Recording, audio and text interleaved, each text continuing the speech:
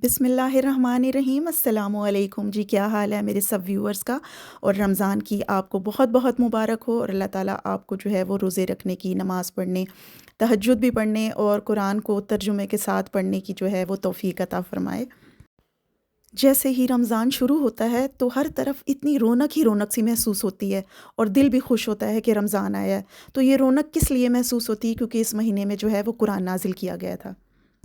और सभी लोगों की कोशिश होती है कि जल्दी-जल्दी बस हम लोग ना 3 सिपारे रोज़ के पढ़ लें, 4 पढ़ लें, 2 सिपारे पढ़ लें, हमारे 3-4 कुरान ख़त्म हो जाएँ और हम अपने लवाहिकीन को इसका सवाब पहुँचाएँ। तो कुरान जो है वो मुर्दा लोगों को सवाब पहुँचाने के लिए नहीं ज़मीन पर उतारा गया था, ये ज़िंदा लोगों की हिदायत के लिए भेजा गया था। कुरान पढ़ें, इसकी तिलावत करें, इसके एक-एक लफ्ज़ पर 10-10 नेकियों का सवाब मिलता है और वो उस तरीके से आप ज़रूर पढ़ें, लेकिन कुरान को तर्जुमे के साथ भी ज़रूर पढ़ें। कोशिश करें कि इस महीने में, इस साल में जो है आप कुरान को थोड़ा-थोड़ा करके, चाहे जो है आधा सिपारा, चाहे उससे आधा सिपारा, उसको तर्जुमे के साथ पढ़ें। आप ये कोशिश तो करें कि आपके रब ने जो है इसमें आपको क्या हुक्म दिया, क्या हज़रत जिब्राईल अलैहिस्सलाम को कितनी बार ज़मीन पर भेजा गया और रसूल अल्लाह से कहें कि अपनी उम्मत को ये पैगाम पहुँचा दें। हमने कोशिश ही नहीं की कि उसके अंदर जो है वो क्या पैगाम भेजा गया है। अगर दुनिया में 1.5 अरब मुसलमान हैं ना, 1.5 अरब मुसलमानों को अगर आप एक जगह पर इकट्ठा करके और उनसे एक टेस्ट लेना कि कुरान की पहली आयत का तर्जुमा क्या है, तो लाखों नहीं बल्कि करोड़ों लोग इस टेस्ट में फ़ेल हो जाएँगे। बस फिर जब मैंने एक जगह पर ये बयान सुना तो फिर मैंने कुरान का तर्जुमा सिर्फ़ पढ़ा ही नहीं, बल्कि उसकी समरी बना करके ना मैंने उसको का तर्जुमा जो है वो लिखा। यानी एक-एक सिपारे का क्या निचोड़ है कि अल्लाह ताला ने कहाँ पर सख्ती बयान की है, कहाँ पर अल्लाह ताला ने नरमी, कहाँ पर अल्लाह ताला ने कहा मेरी पकड़ जो है बड़ी सख्त है, कहाँ अल्लाह ताला ने कहा कि मेरी रहमत जो है मेरे गज़ब पे भारी है। एक-एक सिपारे में कई-कई बार जो है वो आया है नमाज़ का हुक्म, तो उसको मैंने लिख दिया कि नमाज़ का हुक्म जो है 4 बार इस सिपारे में आया है। तो इस तरीके से करके फिर मैंने तर्जुमा जो है पूरे कुरान का लिखा। क्योंकि मेरा तर्जुमे वाला कुरान जो है वो काफ़ी बड़ा और काफ़ी भारी है, तो थोड़ी-सी किसी जगह पर मैं सुस्ती कर जाया करती थी। अब जो है मुझे मुझे क कहीं पर भी कन्फ्यूज़ होती हूँ, तो मैं फ़ौरन अपना जो मैंने लिखा है, मैं उसको खोलती हूँ और कि इस सूरत में क्या अल्लाह ताला का सूरे मुल्क में जैसे कि मैं पढ़ती हूँ रात को इशा की नमाज़ के बाद, तो मैं फ़ौरन खोलती हूँ कि कहीं भूल गई कि क्या अल्लाह ताला ने फ़रमाया है, तो बस फिर मैं उसमें खोल कर के तो फिर पढ़ लेती हूँ। तो आप लोग भी कोशिश कीजिए कि तर्जुमे के साथ पढ़ें, इससे दुनिया ही नहीं सिर्फ़ आपकी आख़िरत भी सँवरेगी।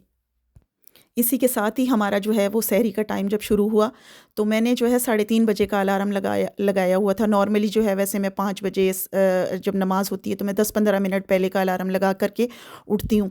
लेकिन सहरी के लिए जब मैंने उठना था तो पकाना भी था और फिर मैं कुछ टाइम पहले और इसलिए उठी कि ये इस वक़्त जो है वो अवेयरनेस चांस मिला है कि तहज्जुद पढ़ लें नॉर्मली, क्योंकि हम लोग नहीं पढ़ते हैं तहज्जुद ना।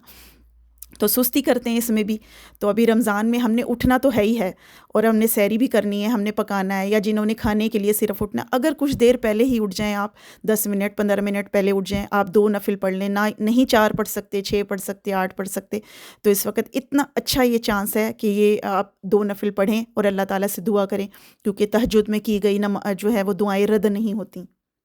बस तहज्जुद के बाद जो है वो सीधी मैं आ गई हूँ किचन में और मैंने बल वाले पराठे बनाए, अंडे बनाए। हमने 1 दिन पहले बनाया हुआ था पालक गोश्त ना, वो रख लिया। योगर्ट ज़रूर खाया करें, योगर्ट जो है वो उससे प्यास नहीं लगती, एनर्जी आती है।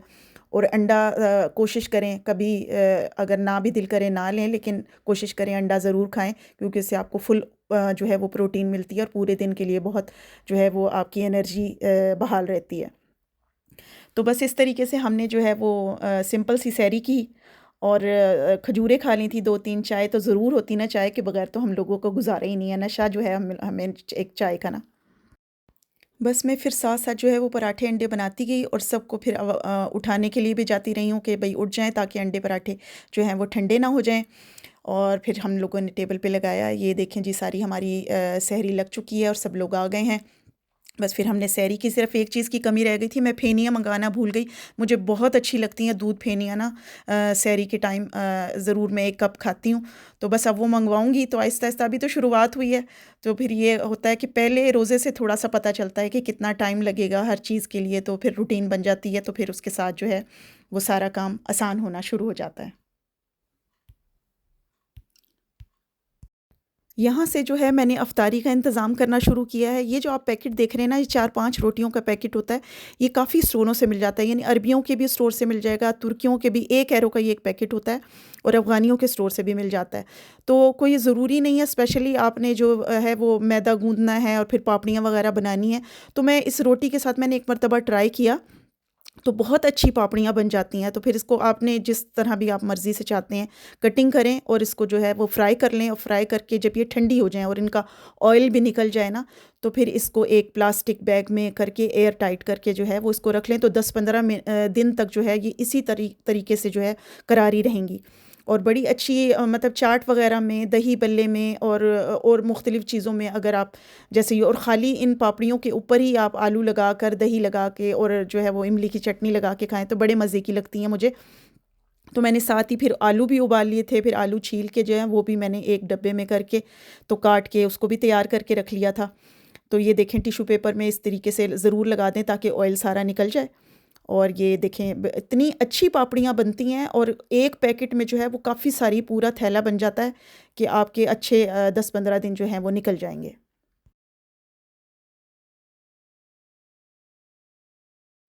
बस फिर ये देखें मैंने थैले में जो है वो नॉट लगा करके और एयर निकाल के तो इसको मैंने रख दिया था। फिर इस तरीके से जो है वो जो पापड़ियाँ रोटी की तरह बन जाती हैं ना, नरम हो जाती हैं, वो कभी भी नहीं होंगी नरम। तो फिर आलूओं को भी मैंने छील के काट के जो है वो एक ग्लास बॉक्स में करके रख लिया था। एयर टाइट बॉक्स है ये भी, तो इससे भी जो है 2-4 दिन आपके आलू जो हैं वो बिल्कुल इसी तरीके से सही रहेंगे। फिर मैंने जो है वो आधा किलो तकरीबन बेसन लिया होगा, पाव-पाव मुझे चाहिए। तो पाव बेसन में ही कितने अच्छे जो है वो काफ़ी सारे दही बल्ले बन गए हैं। आप इन दही बल्लों को जो है बग़ैर पानी में भिगोए फ्रीज़ भी कर सकते हैं, और जब पानी में भिगो लिया है तो फिर तो 4-5 दिन फ्रिज में भी रख लेंगे ना, तो वो उसी तरीके से फ्रिज में जो है वो बिल्कुल ठीक रहेंगे। ऊपर प्लास्टिक शीट के साथ जो है उसको कवर करके रख दें ताकि वो सूखे नहीं। तो फिर ये अच्छा सा जो है वो बेसन तैयार कर लेना है, क्योंकि पकोड़ों के लिए आप लोगों को पता है कि पकोड़ों के लिए थोड़ा सा थिक कंसिस्टेंसी चाहिए होती है, और दही भल्ले अगर आपने बनाने हैं तो उसके लिए थोड़ा सा अगर हल्का पतला बेसन हो तो फिर उसके साथ भी जो है वो भल्ले अच्छे बन जाते हैं। तो मैंने भल्ले बनाए हैं। अब आप देखिएगा उसको मैं कैसे फ्राई करती हूँ, और उसको फिर मैंने किस तरीके से जो है वो शीट में करके रखे हैं।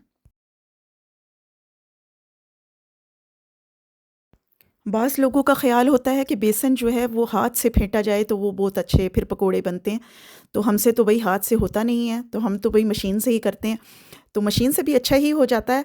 तो सबसे पहले जो है आपने बग़ैर पानी के जो है वो मशीन को चलाना है बेसन में, ताकि जो अंदर गुठली हैं वो टूट जाएँ। फिर आप नीम गर्म पानी ले करके तो थोड़ा-थोड़ा डालते जाएँ और उसको मिक्स करते जाएँ। तो बड़ा अच्छा बेसन जो है वो स्मूथ सा इसका टेक्सचर जो है वो बन गया था। देखिए कितना अच्छा बेसन तैयार हो गया था। तो मैंने फिर उसको जो जिससे मैंने भल्ले बनाने थे उसको मैंने अलग कर लिया, और उसमें मैंने जो है वो तकरीबन 1/4 छोटा चम्मच जो है वो मीठा सोडा डाल के तो दोबारा मशीन चलाई। और हमेशा जी मशीन जब आप चलाएँ ना तो ज़रूर याद रखें कि इस तरह का जो मैंने डोंगा लिया ना, जिसके अंदर मैंने बड़ा डोंगा जो लिया वाइट कलर का, तो उसमें चलाएँ, फिर छींटें नहीं आती। तो फिर मैंने जब अलग करके मशीन चलाई तो जी सारी तरफ बड़ी छींटें फैली हैं, बहुत गंद हो गया था। तो इस तरह के डोंगे में खुला जो है वो कोशिश करें कि ना करें, इस तरह से बहुत गंद फैलेगा। तो उस तरह का डोंगा अगर कहीं से आपको मिले तो ज़रूर लेकर रखें। तो फिर उसमें कभी भी केक बनाना होता है, यानी कि बेसन हो और कोई चीज़ बनानी हो, तो उसके अंदर जो है वो आप मशीन को चलाएँ। तो बहुत अच्छी सी जो है ये भल्लों की कंसिस्टेंसी भी तैयार हो गई, और फिर मैंने भल्ले जो है वो तलना शुरू किए। और वीडियो को आपने एंड तक ज़रूर देखना है, और हमारी पूरी अफ्तारी देखनी है कि हम लोगों ने क्या-क्या बनाया है, और चैनल को जो लोग नए हैं वो सब्सक्राइब प्लीज़ ज़रूर कर दें, और इसको लाइक और शेयर भी करें। बस इसके साथ जो है मैंने एक डोंगे में जो है वो थोड़ा-सा नमक डाल के और नीम गर्म पानी डाल के जो है वो रख लिया था, ताकि भल्ले जब तलते जाएँ तो साथ-साथ जो है वो उसको डोंगे में डाल कर के तब जब वो नरम हो जाएँ तो फिर निचोड़ करके जो उसको अलग रखते जाएँ। लेकिन तलते वक़्त ये बिल्कुल आपने नहीं जो है कन्फ्यूज़ होना कि ये टेढ़े-मेढ़े हो रहे हैं। तो टेढ़े-मेढ़े होने का कोई ऐसा जो है वो इश्यू नहीं है। तो जिस वक़्त आप पानी में भिगोते हैं और उसको दोबारा से जब निचोड़ते हैं तो वो खुद ब खुद जो है वो आपने जैसी भी उसकी शेप रखनी है गोल चकोर, तो आप उस तरह से उसको कर सकते हैं। बस जब ऑयल गरम हो जाए तो फिर इसमें जो है वो बेसन डालना शुरू करें आप आहिस्ता-आहिस्ता इसमें डालते जाएँ और अगर आपको लगे भई कि आपने पकाते वक़्त भी आपको गोल ही भल्ले चाहिए, तो फिर आप थोड़ा-सा बेसन को थिक रख लें। फिर थिक होगा तो वो आहिस्ता-आहिस्ता आप डालेंगे तो वो जो है वो गोल ही भल्ले फिर आपके बनेंगे। लेकिन जो है वो जल्दी-जल्दी करना होता है, ज़ाहिर है इस वक़्त काम जो है वो अफ़्तारी पूरी तैयार करके रखनी होती है, तो मुझसे थोड़ा-सा जो है वो बेसन पतला हो गया लेकिन जिस वक़्त मैंने उसको भिगोए हैं, तो वो बड़ी अच्छी दो जो है वो भिगोने के बाद जब निकाले, निचोड़े हैं, तो उसकी बिल्कुल नॉर्मल जो है वो गोल शेप ही आ गई थी। उसका कोई मसला नहीं होता। आप इस तरीके से जो है वो पूरे भल्ले तैयार करके अपने एक प्लेट में रख लें।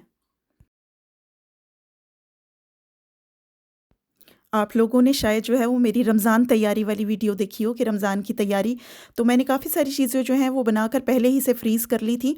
तो भी मैं जो हूँ ये भल्ले भी बना कर के फ्रीज़ कर लिया करती हूँ, लेकिन मेरा फ्रिज जो है वो बिल्कुल फुल हो चुका था, 2 जबकि मैंने फ्रिज रखे हुए हैं और एक डीप फ्रीज़र जो है वो मैंने अपने नीचे जो है वो स्टोर में भी रखा हुआ है। तो वो दोनों जो हैं वो इतने फुल हुए थे कि मेरे पास जगह नहीं थी, तो फिर मुझे जो है वो एक्स्ट्रा फ्रेश जो है ये भल्ले बनाने पड़े हैं।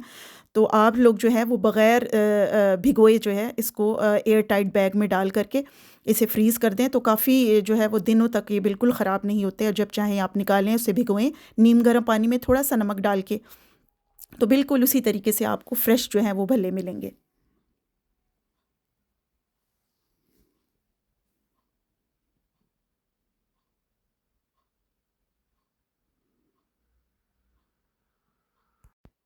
ये जो आप मिठाई देख रहे हैं, अभी हमारे कोई भाई हैं, वो पाकिस्तान से आए हैं, मेरे हस्बैंड के दोस्त हैं, तो वो हमारे लिए मिठाई और केक रस लेकर आए हैं। बहुत अच्छी मिठाई थी, राजपूत की बनी हुई और वो भी हमने फिर अपनी इफ्तारी में रख ली थी, बर्फ़ी बहुत मज़ेदार थी। तो अल्लाह ताला उनको जज़ाकल्ला दे इसके लिए और मैंने इसके साथ फ्रूट चाट बना ली थी। फ्रूट चाट ज़ाहिर है हर कोई जो है वो अपनी-अपनी पसंद की बनाते हैं। मुख्तलिफ़ किस्म से फ्रूट चाट भी तैयार की जाती है, तो किसी दिन मैं भी क्रीम में बना ली और किसी दिन जो है वो मैंने इस तरीके से मसाले में बना ली, किसी दिन इमली की चटनी के साथ बना ली। तो फिर मैंने अभी जो है वो एक पूरा ऑरेंज जो है वो निचोड़ लिया था और इसमें मैंने सिर्फ़ चीनी डाली है और चाट मसाला डाला है। मिक्स नहीं करना, चीनी पानी छोड़ देती है, जिस वक़्त खाने लगें उस वक़्त मिक्स कर लें। फिर मैंने जो है वो भल्ले तैयार कर लिए हैं। भल्लों में जो है वो मैं इस तरह से आलू और लोबिया, चने और टमाटर सब कुछ डाल करके मुझे अच्छे लगते हैं। बाज़ लोग जो है वो सिंपल भी खाते हैं, खाली भल्ले दही के साथ या इमली की चटनी के साथ मीठे भल्ले भी खाते हैं। तो मैं इस तरीके से भी रख लिए, फिर मैंने सादे भी रख लिए थे, जिसको चाहिए वो इमली के साथ उस तरह से भी खा सकता है। और फिर मैंने चाट मसाला ऊपर सिर्फ़ डाला है और टमाटर डाल कर के ये डोंगा तैयार कर लिया था। तो ऊपर पापड़ी अगर आप डाल लें जो मैंने तैयार की थी तो उससे तो और भी मज़ा दुबाला हो जाता है ना, तो मुझे बहुत अच्छे लगते हैं। फिर मैंने पकोड़े बना लिए थे, पकोड़ों में मैंने हरा धनिया, हरी मिर्चें और प्याज़ और कैबेज जो है ना वो डाली, नमक और मिर्च। क्योंकि हमारे घर में मेरी अम्मी और बड़ी बहन जो है वो बहुत मज़ेदार पकोड़े बनाती हैं, तो फिर मैं बड़ी बहन के ही अपने तरीके के मुताबिक जो सारी चीज़ें हैं वो बनाती हूँ। क्योंकि वो तो मशहूर है अपनी पूरी फैमिली में ना, खाना बहुत अच्छा बनाती है। तो मैं उसी की तरह से बनाती हूँ। तो मैंने जो है पकोड़े बहुत मज़े के बने। तो साथ-साथ मैंने 3-4 रोटियाँ भी बना लीं क्योंकि वैसे तो इफ्तारी इतनी हो जाती है कि दिल नहीं करता है कुछ भी खाने को लेकिन मेरा बेटा जो है वो रोटी खाता है, हस्बैंड भी खा लेते हैं कि थोड़ी-सी रोटी। तो इसलिए फिर मैंने बस सिर्फ़ 3-4 रोटियाँ तैयार कर ली थी। अब मैं पकोड़े जो है वो तलती जा रही हूँ और इसी के साथ फिर मैंने अफ़्तारी को जो है वो टेबल पर लगाया। बस फिर सारी अफ़्तारी जो है वो मैंने टेबल पर सर्व कर दी थी, साथ जूस रख लिया था और खजूरों में बादाम लगा कर के वो भी रख लिया था, पुदीने की चटनी बना ली, वो 7 पापड़ियाँ हो गईं और अपनी अफ़्तारी इस तरीके से मैंने सर्व कर दी।